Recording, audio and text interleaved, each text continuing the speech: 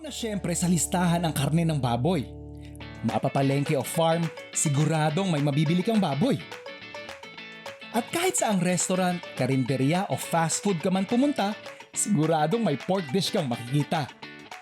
In fact, sa sobrang hilig nating mga Pinoy sa baboy, tinataya ng mga eksperto na aabot sa higit kumulang 15 kilo ng baboy ang konsumo ng bawat Pinoy sa taong 2023. Hindi naman nakakagulat. Sa La Loma, Manila pa lang, mabenta ang mga lechon na star ng bawat malaking handaan.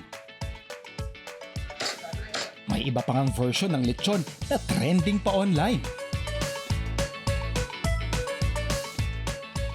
Nung minsang bumisita naman ako sa Tintano Farm sa Tarlac, nasubukan ko ring bigyan ng kakaibang lasa ang lechon gamit ang isang kakaibang ingredient.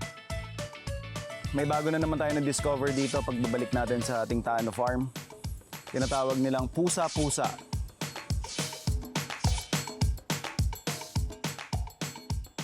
Ang linamnam ng baboy, perfect ding isabay sa sarap ng iba't ibang mga gulay. Pwedeng steam kasama ang sariwang bok choy.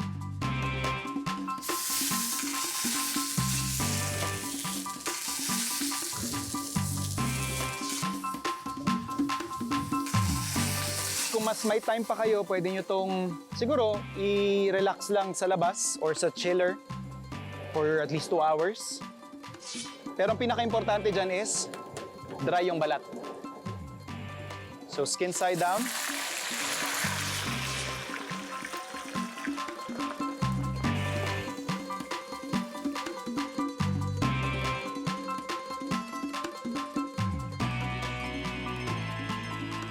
Soy sauce. Pepper, of course. Sugar. Lalagay lang natin yung isa pang ingredient na magbibigay ng distinct flavor sa kanya. Siguro lagay lang tayo mga tig-3 piraso. Ang star anise.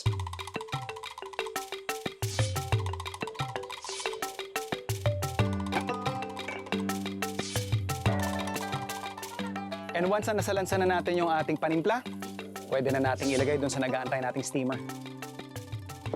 So, sa steam lang natin to ng mga 1.5 oras hanggang 2 hours. Pwede.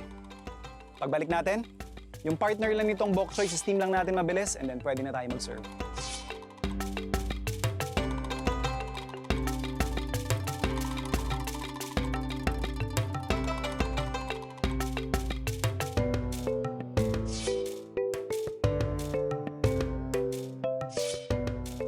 At kung trip mong magpaandar sa susunod na barbecue party, pwede mong subukan itong pork ribs with smashed potatoes.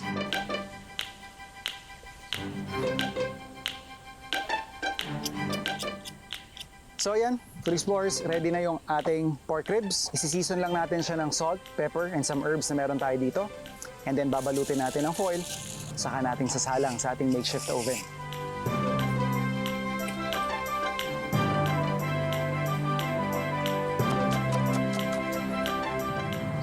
And then, yung ating potatoes. So we just scoop this out para magdikit-dikit yung lasa ng ating mashed potatoes or smashed potatoes. Lagyan lang natin ng oil from our foil or dun sa ating pinaka-pork mismo at konting butter. And then we'll just season it with some salt.